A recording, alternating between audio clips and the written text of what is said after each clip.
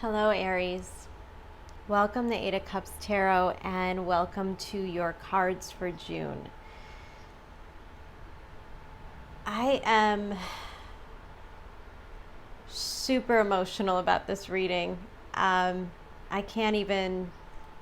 just kind of want to jump in here because I'm getting a lot of messages as we go. But I do want to say, I really think this whole journey through Cancer for you, Aries, is groundbreaking. I think the Mars through your fourth house has been cleansing, to say the least. Now Mars is going to move into your fifth, meaning there's going to be a little bit less pressure. And Venus is going to move into your fourth, which is a promise that those emotions are going to soften. What I love about how these cards match up to the astrology this month, what I'm so in awe of is this feeling like you're in the flow. Like there's like a creek or a river, and I feel like you're kind of at the mercy of this twisting, winding path. And certainly Mercury retrograde, your third house, it hasn't been easy, right? Because Mercury is like that planet of movement, and when it gets retrograde, it kind of plays with you a little bit. It kind of plays with your mind. It kind of makes you feel like certain things are out of reach. Plans are getting really messed up. You don't have a whole lot of control.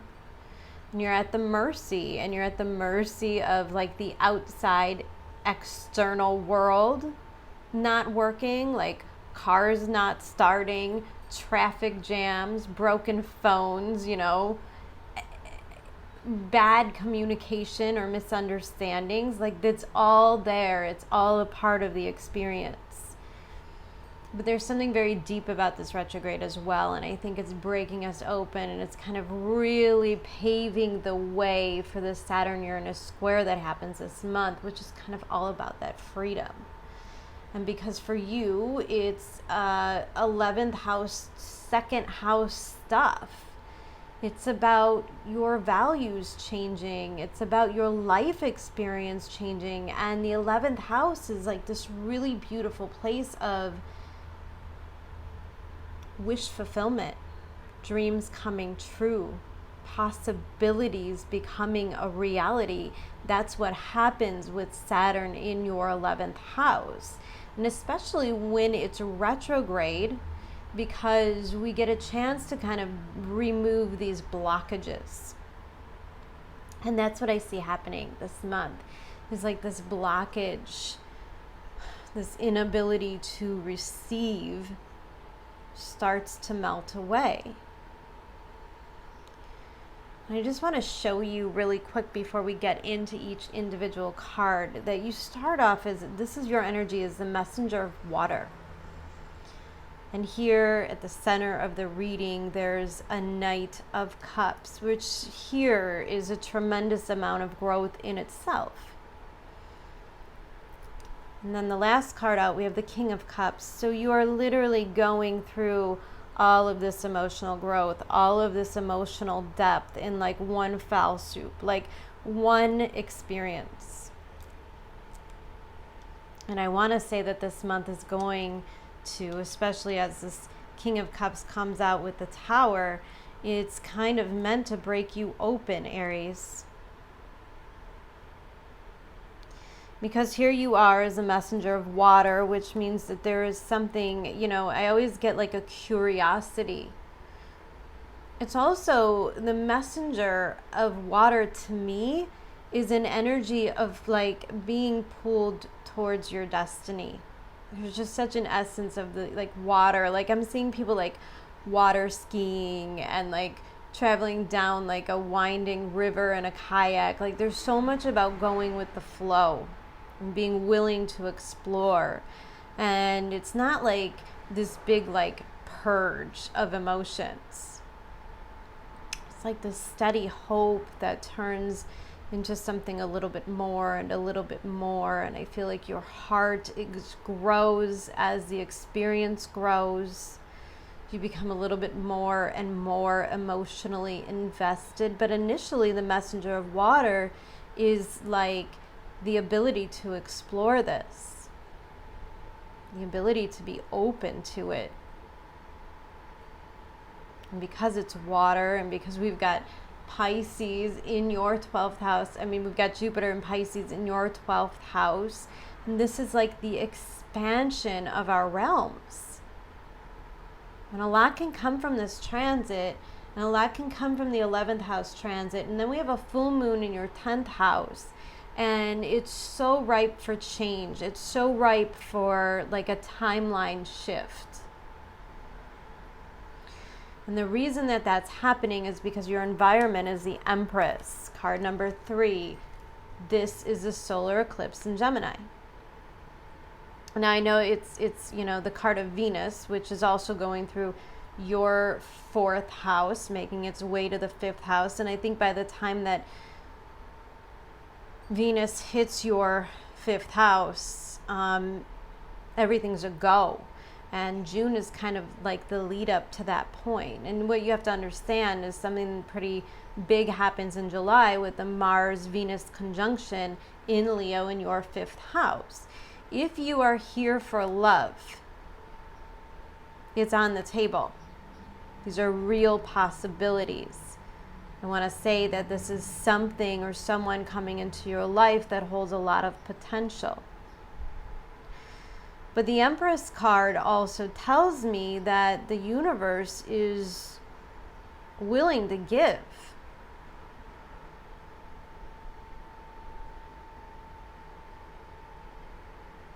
And so you have to be really careful and probably a little bit more responsible as to what you're wishing, because most likely it will come true. Because having the Empress in your environment means that everything is very fertile. So you want to be very careful about the seeds that you're planting and their long-term effects. And I just think with the messenger of water, there's really not a whole lot of thought about the long term. There's not a lot about like, where is this going? What are we going to do next? This is about the ability to go with the flow. And when you could go with the flow, the universe leads you to all the right paths. Now I'm seeing like doors opening, and it's like, this is like a complete surrender so that you can receive what the universe wants to give you. And what the universe wants to give you are the very things that you've been asking for in the first place.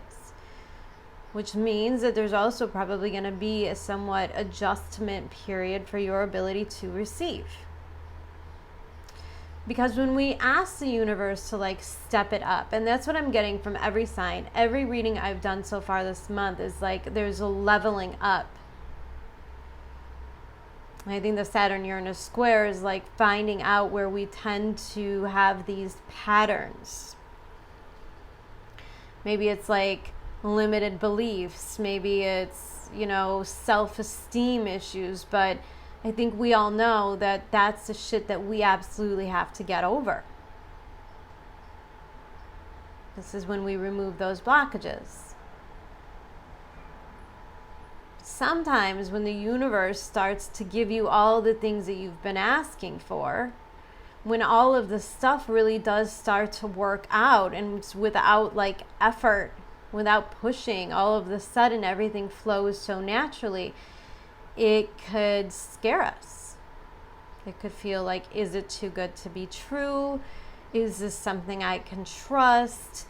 And then you start to question whether you are able to be vulnerable. And now I say that because the first card out here is this King of Swords. And I feel like this is you. I feel like this has been you for a long time, right? And with the King of Swords, I get kind of like that up in your head. And it's not necessarily like a bad thing, because this is like emotionally detached. And I think that this King of Swords has been like necessary for the process. Like this King of Swords is kind of your tool that you use to like get rid of the negativity in your life, to get rid of like the limiting thoughts, or and it's been a process. I think the King of Swords also symbolizes that if there have been people in your life that aren't necessarily like giving to you, Empress, if you're in an environment that isn't fertile, that isn't nurturing, that isn't somewhere where you feel like you can grow, you probably felt over the months that there's been like this detachment. Now, some of it was probably spiritual detachment, kind of removing yourself from the high expectations. So the King of Swords, he's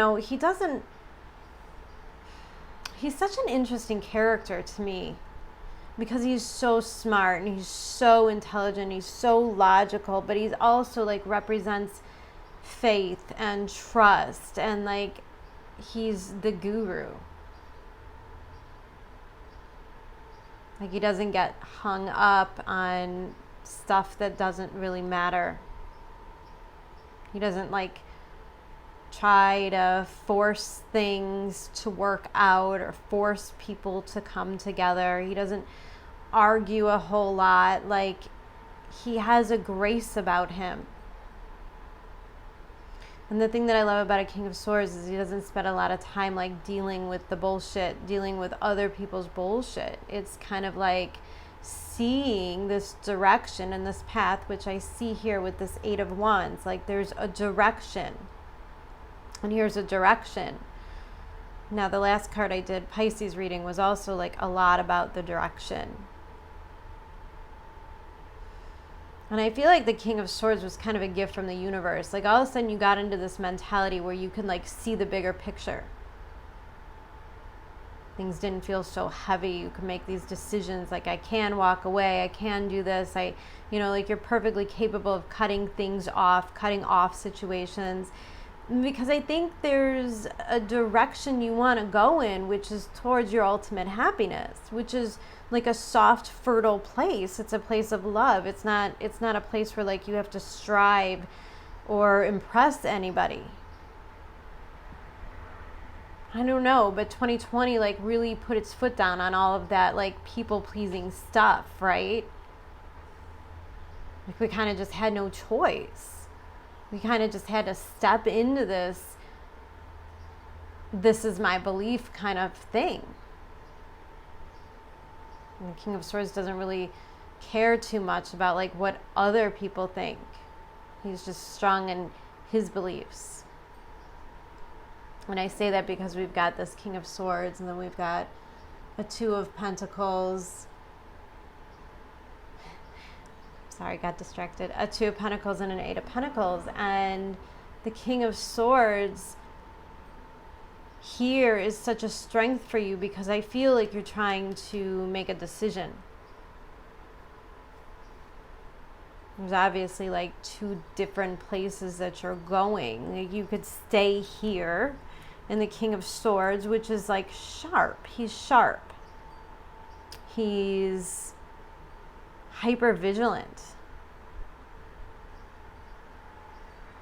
He could be a little bit defensive. And there's like this environment of having to be defensive, having to be emotionally removed. And then there's like the heart, the path that your soul is pulling you down, like the better place. And it's not easy. Like it's completely understandable that you're sitting here trying to decide, and it's like, do I want to stay stuck or do I want emotional freedom?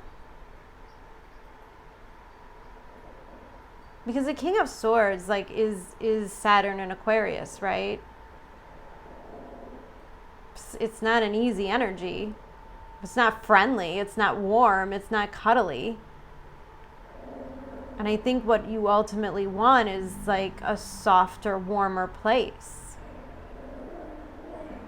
And I love when we get an Eight of Cups in a reading, like around eclipse time, because here we have the sun and the moon kind of lining up, which is telling me like eclipse, like this eclipse season happens and suddenly you have the clarity and you decide what you want.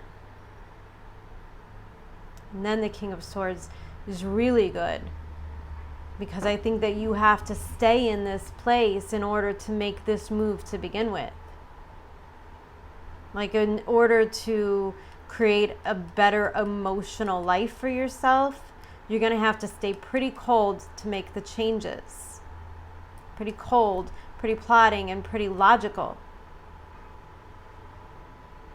But I think that the King of Swords has to come out. This side of you has to come out, because we've got the Four of Swords in reverse, which means maybe there's been something that you've been putting off confronting for a long time.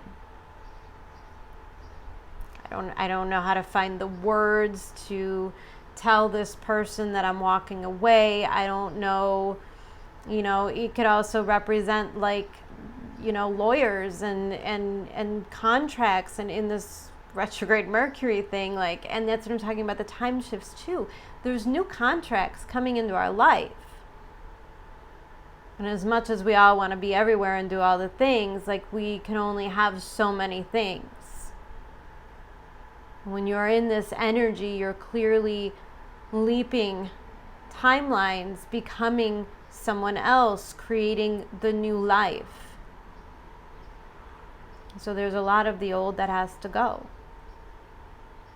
And it was easy in 2020. It was easy with all of the energy that we were in to kind of avoid it. It was easy to stay in limbo. In 2021, Saturn Uranus square, you can't stay in limbo. And this is subconsciously driven, right? Like, here's the moon. Here's the Four of Swords. These are both representing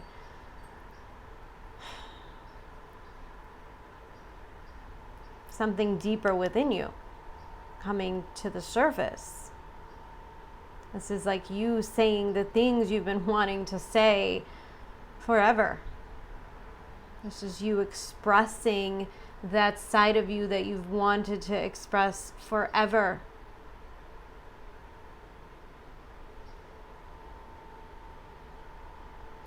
And the Four of Swords and the King of Cups is like that moment of transcendence, that moment of growth, that moment of knowing, that epiphany. See, I see the Four of Swords in reverse is like the epiphany. You're searching within yourself for the answers, and like it's all internal, and then boom, it's not internal anymore, and you have to say the things. You have to make the decisions. And you go from the curiosity to the I'm in. And here we have the Empress, and here we have the Two of Wands, and this is your environment. This is what you truly desire, which is abundance at the very least. For some of you, this is about money. For some of you, this is about love. For some of you, this is about like just the satisfaction of life. It's freedom. And I feel like you've been having to hold yourself small. Maybe this is a process of being unafraid of being vulnerable. Because the messenger of water is like this tiny voice. It's like this whisper that's like, do that thing, make that call. And that voice gets louder and louder and louder as you go from the messenger to the knight to the king. And you can't deny the Eight of Cups. You can't deny your soul path. You can't deny that place that you're meant to go.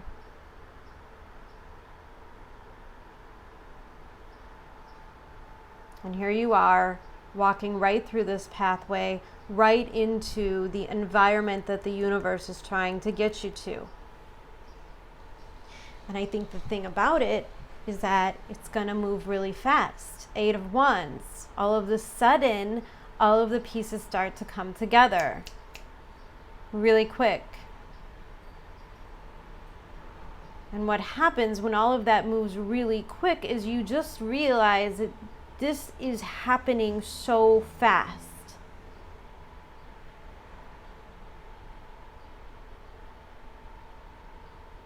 Because I think you sense an element of control. Of course, with the King of Swords, like, I know what's coming next. I know what's coming next.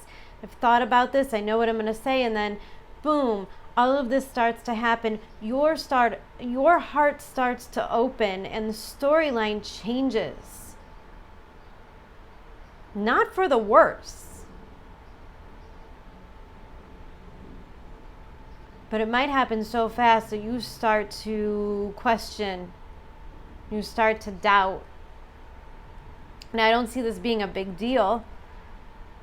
I don't see this moon card being like, it's not going to happen.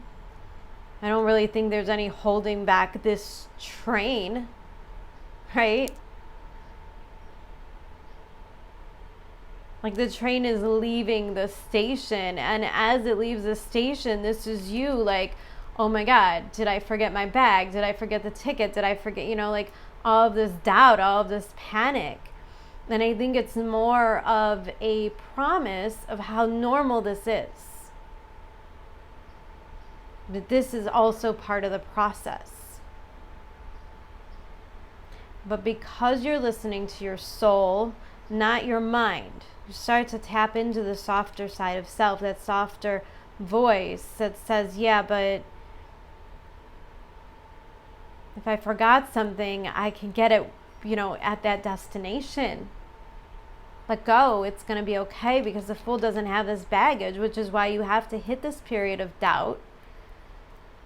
You have to hit this, like, this is an opportunity to face those fears, and then you do it anyways. This is you jumping in.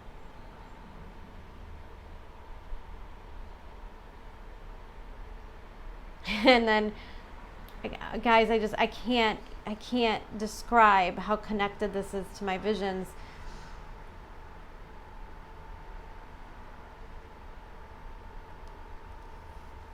This King of Cups coming out with the Tower. It's like that sudden opportunity when everything you wanted shows up. When everything you dreamed of and hoped for shows up.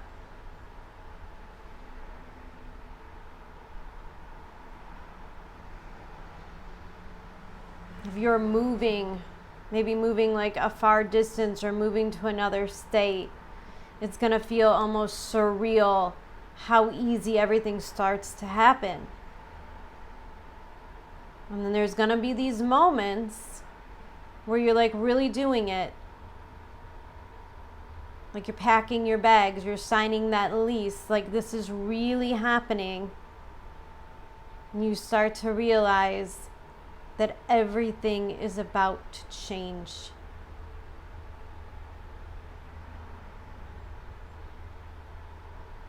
And I get the feeling that it's not just about you.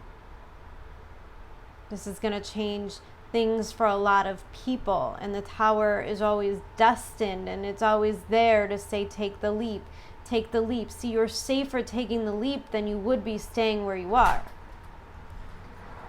You have to make the move. You have to take the jump. And we have underneath the Messenger of Water, be bold and make the first move. Cardinal Moon. Which ironically, we have a Capricorn full moon at the end of the month.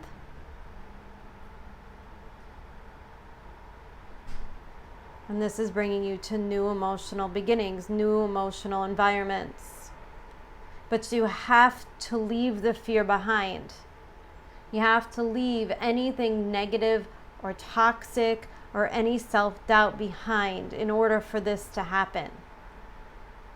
Which means you're going to have to start packing. You're going to have to start signing those leases. And I just don't think it really matters. Of course, if you could wait until after retrograde Mercury, great. But I just don't get the sense that really even matters right now. Like, I'm seeing so much movement for so many signs. And I think the Saturn Uranus square, because it's there and apparent with this eclipse, There's a different kind of fated shift than what we're used to with the typical retrograde Mercury. And I have to say, there's been nothing typical about the astrology in the past couple of years, and we've got a few more years to go. And this is way bigger than like the car breaking down and losing tickets. This is about like you probably knowing that if you had to, you would kayak, take a boat, take a train, walk if you have to get to this place. So that's how much you want it. But that means you have to leave behind the fears. Now underneath the Empress, I love this because we got this card of money. All my finances are now in divine order. Love itself knows my needs and is the source for all. I needn't cling to gain or fear loss. Every need will be met through offering all to the divine, which means it's safe to take the risk. The universe will pay you dividends by taking the risk. This is Uranus in your second house, telling you, supporting the change. Because when you get out of environments where it's not good, that's where these thoughts begin.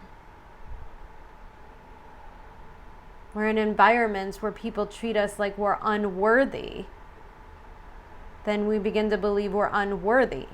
And then we create that existence of not having the things we want, the things we truly desire. And underneath that is the clarity, and I feel like this goes really well with this King of Swords energy we're talking about up here. Let me trust my deepest instincts in all ways, especially when matters are unclear. May my own holy intuition always guide the way. And that's the build-up, and that's the build-up and the trust in yourself that you can do this, you can make these changes, and that you are worthy of them. And under here, underneath the Eight of Wands, which means fast movement forward, this is the literal jump of the timeline. And we have the Tower, we have the King of Cups, and we have Spirit of the River, movement towards adventure. This woman's like coming out of the water, like with so much power. And I think this is your willingness to jump in. This is the desire growing, and then you just jump into this beautiful pool of sparkling warm water, right? Like this is a feeling of freedom, of new beginnings, of no burdens. And it's a card of the 5, which is always, to me, about like very rapid changes, similar to that of the Tower. And this is you allowing these changes to occur, choosing to go down this path, following your soul and your intuition. And then I love this because here we have the card number 7, 52 breaking down to a 7. Scarab Beetle Spirit, magic works through you. See, what happens is that when we really find something or someone that we love, it feels different. Like there's no forcing. It truly feels magical. And there are certain things or certain times in our life where we come up in this feeling, right? Like maybe it's going on vacation somewhere and your heart and your soul just feels like so at home there. And you come back to your real life and you're like, ugh, you know. And then you tell yourself like, someday I'm going to live here. Someday that's going to be my home. Someday I'll leave all this behind and live in that place where my soul really, really felt at home. Because the more and more you believe in that dream, because it starts off kind of silly, right? Like it's just someplace that you like. But when it's yours, when it's part of your path, when it's part of your destiny, like it grows until it's undeniable. Then the alignment, the miracle is when you start to make the moves to allow that thing to happen. And then you're in alignment and the universe is working with you and they're like, yeah, no, let's do that. Let's move there. Let's make that our everyday life. Let's make that the main part of our existence. Because your emotions and your soul lined up with your intuition and your determination. And the universe was like, yeah, let's do this. Let's make it happen. And that's the magic. And it reminds me of like the magician card where you have like all the tools that you need to make this happen. And everything works out fine. June will work out fine. This will be a tremendous month of growth. It will certainly make it very clear to you how you want to proceed and where you want to be. And the universe is going to support you the entire way. It's not a promise that it's going to be easy, but it's a promise that you're in flow of where you're meant to go. Oh, I love it so much, Aries. I love this reading. Oh, this month has just been so great. Guys, thank you so, so much. I will be back to do a mid-month reading a little bit later in the month. Big energies coming in. Big energies. I think June and July. I think it's going to be a really exciting summer. We have a lot to look forward to. So I want to check in as much as I can. So until then, I really do hope you have a wonderful month. And I will talk to you soon. Take care, guys. Bye.